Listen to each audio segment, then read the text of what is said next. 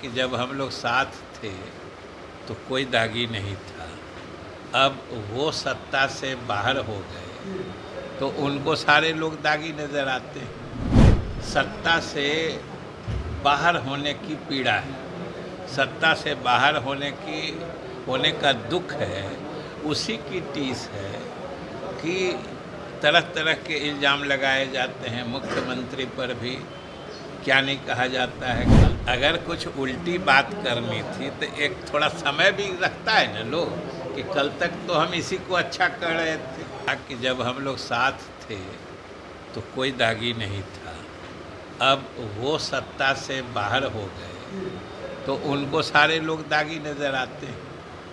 देखिए, ये किसी के दागी होने या नहीं होने की बात नहीं है। इसमें मुख्य रूप से सत्ता से बाहर होने की पीड़ा है, सत्ता से बाहर होने का दुख है, उसी की टीस है कि तरह तरह के इल्ज़ाम लगाए जाते हैं। मुख्यमंत्री पर भी क्या नहीं कहा जाता है। कल तक मुख्यमंत्री के विकासात्मक कार्य से लेके मुख्यमंत्री की जो पहचान है न्याय के साथ विकास की, उसके पक्ष में किसी बातें की जाती थी, और अचानक से 2 ही दिन में समझिए कि क्या बदल गया। अरे थोड़े दिन धैर्य तो रखते, कम से कम अगर कुछ उल्टी बात करनी थी तो एक थोड़ा समय भी रखता है ना लोग, कि कल तक तो हम इसी को अच्छा कर रहे थे। तो इसी को बेजा कहने के लिए थोड़ा वक्त भी लोग देता है, लेकिन ये पता नहीं क्यों इतने अधैर्य हो गए कि अचानक से सारी चीज़ें इनको खराब लगने लगी। तो मुख्य रूप से ये इनके सत्ता से बाहर जाने की विकृत मानसिकता है, जिसके कारण ये ऐसी बातें करते हैं। इसमें कोई दम नहीं है। केशव यादव जी ने 6 सलाह दिए हैं, मतलब निवेदन किया अपने विधायकों से, उसको किस रूप में ले रहे हैं?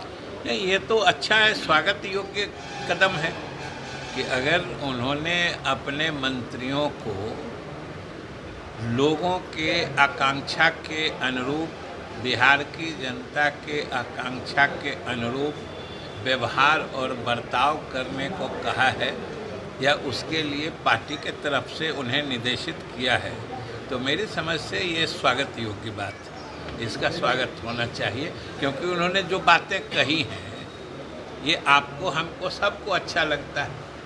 और उन्होंने जो बातें कही हैं और जो महागठबंधन का रूप है, या महागठबंधन के अलग अलग दलों ने जिस संकल्प के साथ इसका गठन किया है, ये इस रूप में रहा, तो समझिए इसका सबसे बड़ा असर तो होगा कि भारतीय जनता पार्टी का सफाया हो जाएगा। ये सब लोग जानते हैं, और भारतीय जनता पार्टी के नेतागण जो इस तरह की बेबुनियाद या बिना सिर पैर की बात करते हैं, उसका मूल कारण भी यही है कि उन्हें अपने बुरे दिन नज़र आ रहे हैं।